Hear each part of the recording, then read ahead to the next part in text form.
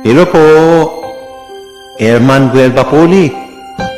Ito daw po ang 4 na dahilan kung bakit nanganganib ang buhay ng mga tao ngayon. Magugulat po kayo sa pang-4. Unang-una daw po ay ang high blood. Ang pangalawa daw po ay ang paninigarilyo. Ang pangatlo ay diabetes. Ito na po yung nakakagulat.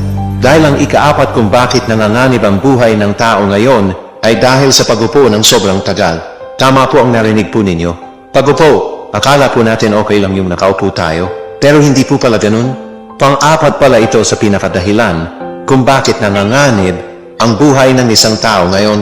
Dahil kapag lagi ka raw nakaupo sa matagal na oras, halimbawa 7 to 8 hours palagi ka raw pong nakaupo, ay maraming mga malulubhang sakit ang maglalabasan sa iyo. Kaya maaaring manganib ang buhay mo. Kaya ipinapayo po na huwag umupo ng matagal o sobrang tagal, at ugaliin kung maaari kada oras ay tumayo at maglakad-lakad. At higit sa lahat, kinakailangan po talaga natin mag-exercise. Lalo na po kapag nagkakaedad na po tayo, ingat po palagi. God bless po.